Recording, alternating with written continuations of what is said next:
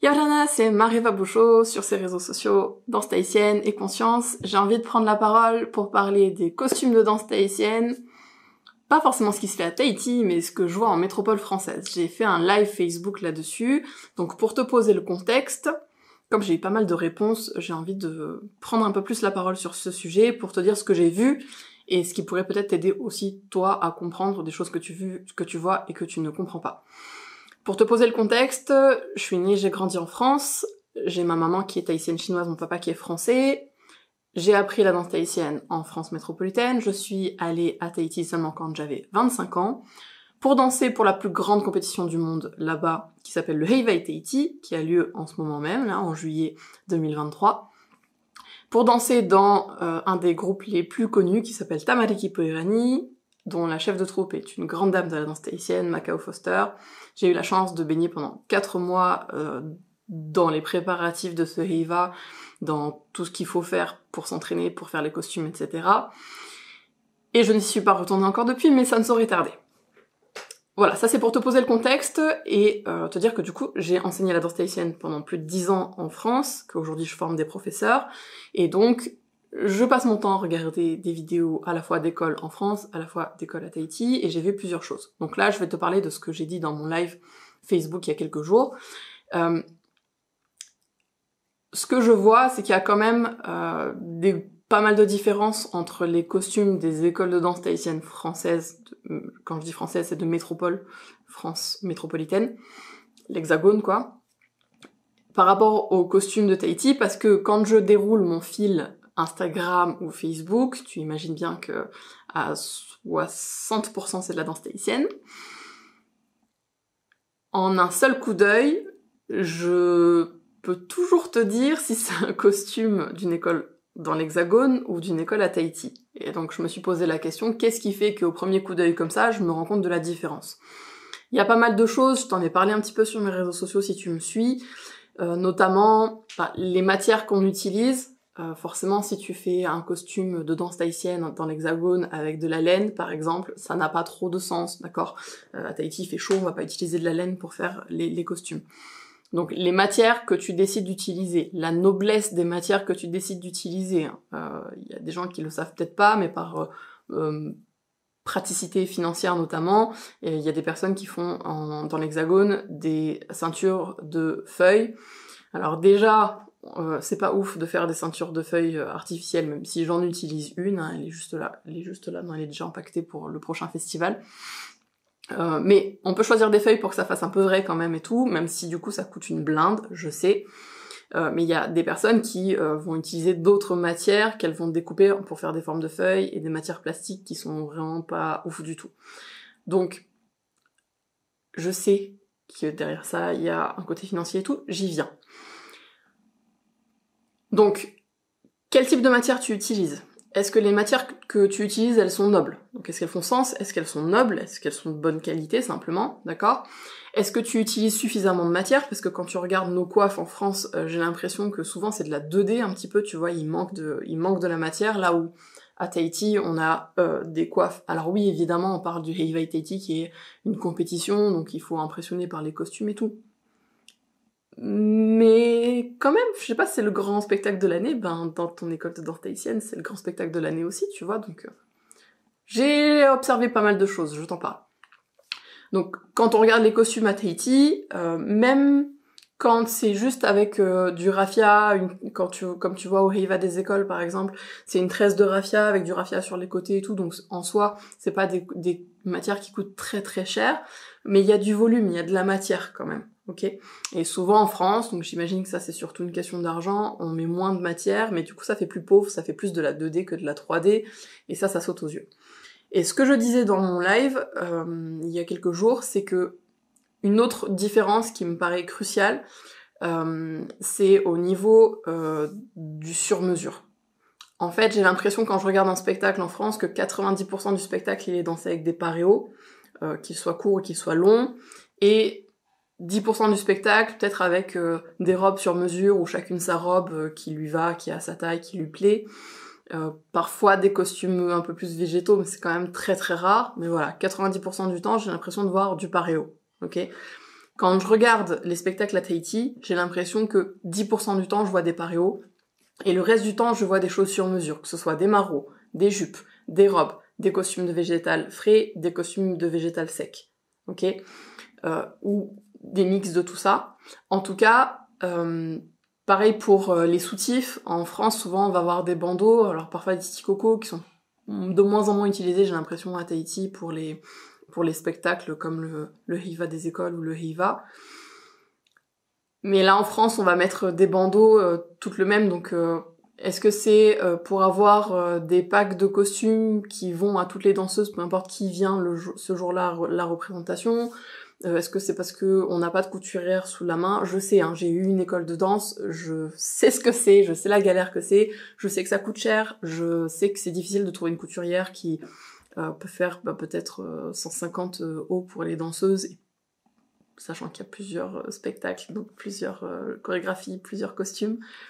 Vraiment, je parle en connaissance de cause, je l'ai vécu avec mes élèves. Après, moi, j'ai toujours eu cette vision de je préfère faire un truc simple et joli que quelque chose de toute façon que je trouve pas beau. Enfin, la beauté est toujours passée en premier, et quand c'était pas le cas, j'ai perdu un petit peu de mon mojo, là, de mon inspiration pour faire les trucs. Donc, ce que je constate, c'est que à Tahiti, les costumes, je les trouve plus beaux parce que ils sont sur mesure la plupart du temps, parce que quand tu confectionnes toi-même, alors je parle pas des jupes, des robes et des maros pour lesquels il faut une couturière, d'accord, mais les costumes de végétal sec et de végétal frais, du coup, c'est chaque danseuse, en tout cas moi dans ma troupe ça fonctionnait comme ça, pour le Heiva qui fait le sien. Et donc moi j'ai essayé plein de fois le costume sur moi, je lui ai donné la forme de ma tête et tout. Donc c'était forcément quelque chose qui était davantage sur mesure que en France quand je prends juste un bandeau pour tout le monde le même. Je te dis ça alors qu'avec ma troupe de danse, je galère à nous faire faire des soutifs comme je les imagine et tout. Hein. Vraiment, je comprends ta galère si t'es prof ou si t'es présidente d'association dans l'Hexagone. Ok, vraiment.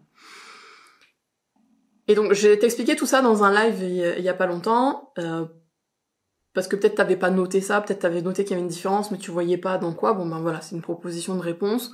Je pense que la quantité de sur-mesure et la quantité de paréo qu'on utilise dans l'Hexagone fait la différence, clairement. Maintenant, vous avez été plusieurs à me répondre que c'était difficile en France, que les danseuses se rendaient peut-être pas compte de l'implication, que quand vous avez dansé pour le spectacle, pas mal se sont laissés déborder par les costumes, avaient pas forcément les savoir-faire, que les filles qui avaient déjà fait plusieurs spectacles, c'était plus facile pour elles, que y avait une grosse question financière derrière les costumes, et je dis tout ça en sachant très bien qu'il y a des écoles de danse dans lesquelles ce sont seulement quelques filles qui font les costumes pour tous, pour toutes, d'accord ? Moi, c'était pas comme ça que je fonctionnais, parce que déjà, j'ai pas la patience déjà de faire mes propres costumes, donc les faire pour les autres, c'est hors de question, et que dans ma vision des choses, la danse tahitienne n'est pas séparable de l'ensemble de la culture qui va derrière, et que donc, si à un moment donné, tu veux danser sur scène, ben tu fais tes costumes, en fait. Ok, c'est ce que j'ai toujours dit. Si tu trouves quelqu'un dans ta famille ou quoi, qui a envie de t'aider pour faire les costumes parce que toi t'aimes pas ça, tant mieux. Si vous arrivez à vous entraider entre danseuses, tant mieux. Mais moi, je ne ferai pas tes costumes, ok ? Prof, vous avez le droit, si comme moi ça vous saoule les costumes, de pas faire les costumes pour tout le monde. Après, ça va avec un certain lâcher-prise de si chacune fait son costume, tous les costumes ne vont pas être identiques. Mais pour moi, c'est ok, parce que l'unicité de chaque danseuse est importante dans la danse. Si tu regardes en détail le Heiva des écoles ou même le Heiva, tu verras que tous les costumes ne sont pas du tout exactement pareils. Les couleurs changent, surtout quand on utilise des végétaux frais ou des végétaux secs. Les couleurs sont pas exactement les mêmes, les formes sont pas exactement les mêmes. Sur la globalité, quand tu regardes les 150 danseurs et danseuses, ça rend hyper bien et c'est la même chose, mais quand tu regardes dans le détail, chacun a mis sa patte et a fait son costume un peu comme il pouvait, hein, parce que c'est vraiment la galère quand tu danses pour le Heiva, de faire tes costumes secs et tes costumes végétaux. Franchement, je crois que ça fait partie de la cohésion de groupe, on a tellement tous galéré ensemble qu'on est hyper soudés après pour danser. Tout ça pour dire que ce dont je me suis rendu compte ces derniers mois, c'est qu'effectivement, derrière tout ça, il y a un problème d'implication, qui est pas vraiment un problème si les objectifs que tu as correspondent au niveau d'implication que tu y mets, en fait, d'accord ? Par exemple, vouloir avoir des costumes comme le Heiva Tahiti, mais ne pas avoir 6 heures par semaine à y mettre pendant 2 mois, et 6 heures, c'est le grand minimum si tu t'en sors déjà bien, tu vois. À un moment donné, il faut que ton implication corresponde à tes objectifs, en fait. D'accord? Tu peux pas avoir des objectifs top niveau et être disponible une demi-heure par semaine pendant 3 mois pour la danse tahitienne. Ça fonctionne pas, en fait. Ça ne va pas fonctionner, faut que tu le saches. Faut que quelqu'un te le dise, voilà, je me suis dévouée, je te le dis, ça va pas fonctionner. Les costumes à Tahiti, le Heiva, moi je suis arrivée le 1er mai, on a dansé mi-juillet, on dansait 2 à 4 heures tous les jours, tu m'as bien entendu, tous les jours, sauf le vendredi peut-être, mais le vendredi on faisait les costumes, les jours fériés on faisait les costumes, on a passé des nuits à faire nos costumes, les 2 nuits avant le spectacle, on était en train de faire nos costumes frais, d'accord? Ce dont je me suis rendu compte en fait dans le fond, je le dis peut-être pas avec les bons mots ou quoi, mais t'es libre de toute façon d'interpréter ce que je dis avec tes propres filtres et comme ça te convient. Pour l'instant, j'ai pas trouvé de meilleur mot pour le dire. Ce que je vois, c'est que dans l'Hexagone, la danse tahitienne, c'est un truc de loisir un peu léger, d'accord? Quand c'est pas juste de la danse tahitienne kitsch dans l'imaginaire collectif des gens. Alors qu'à Tahiti, c'est un vrai sujet, c'est quelque chose de sérieux. Voilà, la différence profondément pour moi, elle est là, et donc à Tahiti, c'est ok. Et j'ai vu, et ça m'a ébloui, de voir à quel point les gens sont ok pour mettre du temps, de l'énergie et de l'argent, par exemple dans le Heiva, en tout cas dans leur spectacle de fin d'année. Ils mettent du temps, de l'énergie, de l'argent, voire tout leur temps, toute leur énergie et tout leur argent. Là-dedans, ça coûte cher tout ça, ça coûte cher. Et je croyais que à Tahiti ça coûtait moins cher parce qu'ils en faisaient plus que nous et tout, mais non, ça coûte cher aussi pareil. Alors oui, on fait des levées de fonds un peu comme on peut et tout, mais ça coûte cher. Ça coûte cher, c'est difficile de trouver des végétaux pour le Heiva en juillet parce que c'est la saison sèche, enfin c'est la saison de disette, d'accord? C'est pas du tout la saison d'abondance, la saison d'abondance elle revient en novembre. Donc c'est difficile de... Pareil, je suis allée à Tahiti en pensant que là-bas ça allait être facile de faire des costumes végétaux et tout. Non, tu galères, tu demandes aux voisins et tout, qui est-ce qui a un bougainvillier orange dans son jardin pour me sauver la vie, pour mon costume végétal pour le Heiva. C'est pas plus facile qu'en France. Et les gens là-bas, ils passent vraiment beaucoup de temps, beaucoup d'énergie et pas mal d'argent, vraiment. Alors oui, des fois on est allé chercher les feuillages dans la forêt, dans les jardins, dans les trucs, etc. Mais des fois il a fallu en acheter. Les nacres, il a fallu les acheter. Les coquillages, il a fallu les percer nous-mêmes. Vraiment, on y a passé des heures et des heures et des heures. Et moi, tous les jours, j'étais reconnaissante de pas travailler. Moi, je suis allée là-bas en vacances, d'accord? J'avais rien à faire que de m'occuper du Heiva. Mais les autres, il y avait des parents avec un bébé de 2 mois qui faisaient le Heiva. Ils travaillaient toute la journée, le soir ils venaient aux répétitions. Je me disais, mais c'est des dingues en fait. C'est des dingues. Ils font ça avec l'emploi du temps de ouf de malades déjà qu'ils ont. Et pourtant, ils trouvent le temps et l'énergie et l'argent de faire ça, parce que c'est important, parce que la culture est importante, parce que c'est un sujet sérieux, parce que c'est pas un truc qu'on prend à la légère juste comme ça, parce qu'on est fier de danser, parce qu'on se sent honoré de présenter le spectacle du Heiva, parce que c'est important en fait. Et tu sens que je monte dans mes émotions parce que c'est frustrant en fait, c'est frustrant quand toi t'es passionné de pas avoir autant de nanas passionnées autour de toi, d'avoir enseigné pendant 10 ans à des femmes qui parfois dont souvent c'était pas du tout la priorité, d'accord, alors que c'est la mienne puisque je suis prof, puisque c'est ma vie. Ça a été très frustrant et c'est pour ça que j'ai réadapté mon rythme d'enseignement parce que j'avais besoin de trouver un truc qui me convenait davantage, donc c'est pour ça qu'aujourd'hui je préfère, quand je vous vois en présence, je préfère vous voir soit en coaching où on est en one-to-one et donc j'ai vraiment le temps avec vous, soit vous voir en stage, parce qu'en stage je vous ai pendant plusieurs jours à moi toute seule et je sais que vous n'êtes pas parasité par le reste de votre vie et tout, vous êtes juste vraiment là et on peut aller loin ensemble. C'est pour ça que j'ai arrêté, c'est une des raisons pour lesquelles j'ai arrêté mon école de danse en cours hebdomadaire conventionnel quoi. Et donc tu sens mes émotions parce que c'était frustrant et peut-être que si t'es prof, t'as ressenti la même chose. C'est frustrant en fait d'être là et de regarder des vidéos d'Iva, de machin, d'avoir envie de faire plein de trucs et en face d'avoir des gens qui sont pas tellement impliqués, qui viennent simplement chercher du loisir, qui viennent chercher un petit peu de bon temps. Et c'est pas une mauvaise chose, hein, soyons d'accord. Mais c'est pour ça que je vous dis dans la formation prof au plus, vous allez dire d'entrée de jeu quels sont vos objectifs de prof et ce que vous voulez avoir comme en termes d'implication. au plus vous allez avoir des élèves qui s'inscrivent, qui sont dans votre longueur d'onde et qui sont pas désillusionnés au cours de l'année, par exemple. D'ailleurs, quand je sais qu'il y a pas mal d'entre vous qui préviennent les élèves que c'est beaucoup d'implication de vouloir danser pour le gala, ce que je vous conseille, c'est de le chiffrer en termes d'heures. Par exemple, aujourd'hui, on a, si tu t'inscris dans mon école de danse, on a, par exemple, je sais pas, 1h30 de danse par semaine. Donc déjà, est-ce que tu vas être là à tous les cours? Ou est-ce que c'est déjà trop pour toi? Est-ce que si on rajoute, moi je faisais pas ça, mais est-ce que si on rajoute des répétitions, tu vas venir en plus? Ou est-ce que tu vas travailler à la maison pour que tout ça avance plus vite et qu'on reparte pas à zéro à chaque fois qu'on se retrouve tous ensemble? Et sache que par exemple pour les costumes pour le gala cette année, vous allez avoir, je dis n'importe quoi, hein, j'invente, hein, vous allez avoir 3 costumes à faire. On estime qu'il y a à peu près 15 heures de travail pour réussir à finir les 3 costumes si vous faites tout vous-même. Bon, du moment que vous allez poser un nombre d'heures sur l'implication, je crois vraiment que les élèves vont y réfléchir à 2 fois, vont regarder leur emploi du temps, et vont finir par vous dire si c'est possible ou si c'est pas possible.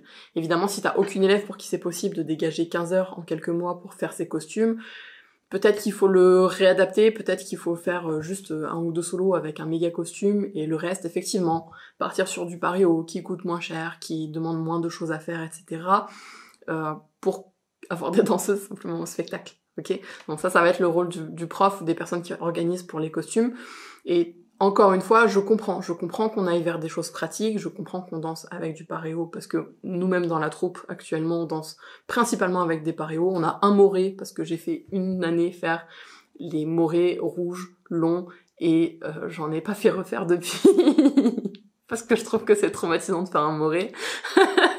Donc vraiment, quel que soit ton profil, je comprends, je suis à un moment donné dans ma vie, c'est sûr que je suis passée par l'étape où toi tu en étais, et je trouvais important de faire cette vidéo pour que les profs aient conscience de cette différence d'implication, que ça va pas être comme à Tahiti, qu'on va pas pouvoir avoir les mêmes moyens de temps, d'énergie et d'argent pour faire peut-être tout ce que vous avez imaginé. Et voilà, aujourd'hui c'est ce que j'ai observé. J'ai pas de jugement dessus, d'accord? Le seul truc qui me paraît important, c'est que tu trouves les personnes qui fonctionnent comme toi t'as envie de fonctionner, en fait. Et peut-être que si t'as un peu plus de données et que tu vois un petit peu plus tout ce que, par exemple, là, je t'ai expliqué, peut-être que ce sera plus facile de verbaliser ce que toi tu attends des gens, de tes élèves, de ton prof, de verbaliser que t'as peut-être pas le temps, de reconnaître, même d'être honnête avec toi-même, que tu n'as pas le temps, en fait, de t'y mettre comme tu voudrais t'y mettre, parce que déjà, peut-être, t'as pas le temps de danser, alors le temps de faire les costumes, on est encore sur une autre catégorie. Et donc, cette vidéo, c'était juste pour te partager toutes ces choses que j'avais vues. J'espère que ça t'a plu, j'espère que t'as appris des choses, que ça t'a permis des prises de conscience, peut-être, je sais pas. Si t'as des questions, si tu veux parler de quelque chose, viens me chercher sur mes réseaux sociaux, sur Instagram, je réponds assez vite. Tu peux me laisser un commentaire aussi sur la vidéo YouTube. Et si t'aimes bien ce format de vidéo, dis-le moi.